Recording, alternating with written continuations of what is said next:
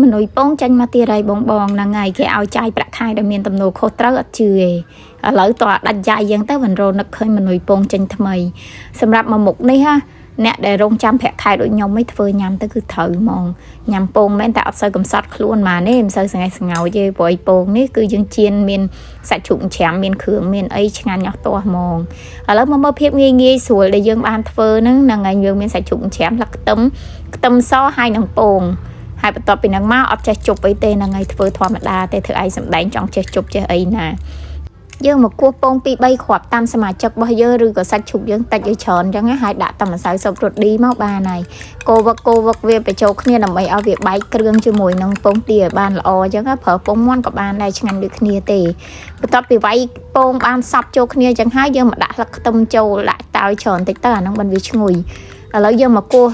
ច្បល់វាជាមួយគ្នាអញ្ចឹងឃើញថាវាសប់ល្អហើយទុកវាម្លាយទៅឥឡូវយើងមកដាក់ខ្ទះឆាជាមួយនឹងសាច់ជ្រូកសម្រាប់សាច់ជ្រូកបងឆាវាឲ្យឆ្អិនតែម្ដងចាំយើងចាក់ពងចូលព្រោះអីដោយសារតែសាច់ជ្រូកវាគ្រាន់ឆ្អិនហើយពងយើងវាឆាប់ឆ្អិន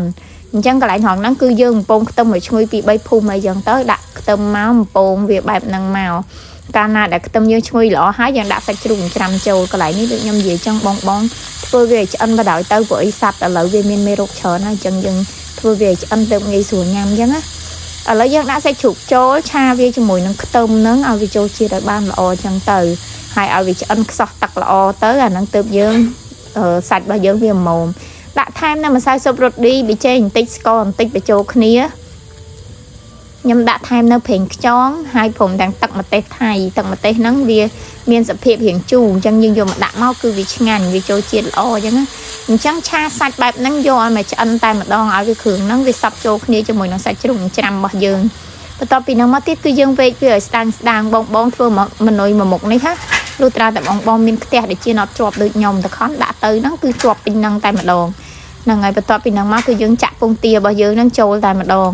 ហើយកាលណាដែលពងទាយើងចាក់ចូលវាអត់ចូលសប់ល្អគ្រប់ជ្រុងទេយើងលើកខ្ទះផ្អៀងចុះផ្អៀងឡើងដើម្បីឲ្យវាសប់ចូលជាមួយនឹងសាច់ជ្រូកអញ្ចឹងហើយប្រើវែកប្រើអីឈុំដូចខ្ញុំអញ្ចឹងទៅដាក់វាតិចដើម្បីឲ្យវាខាំជាប់គ្នាជាមួយសាច់ជ្រូកទៅប្រែមកវាធ្វើឲ្យសាច់ជ្រូកយើងហ្នឹងវានៅតែជាប្រទេសល្អអញ្ចឹងណាប៉ុន្តែខ្ញុំមានណាប្រែចុះប្រែឡើងលហែកអស់ដែរហ្នឹងហើយកន្លែងត្រង់នេះបងបើកភ្លើងហឹមបានហើយកុំបើកខ្លាំងពេកយ៉ាត់ខ្លោចបានហើយសម្រាប់ការប្រែបង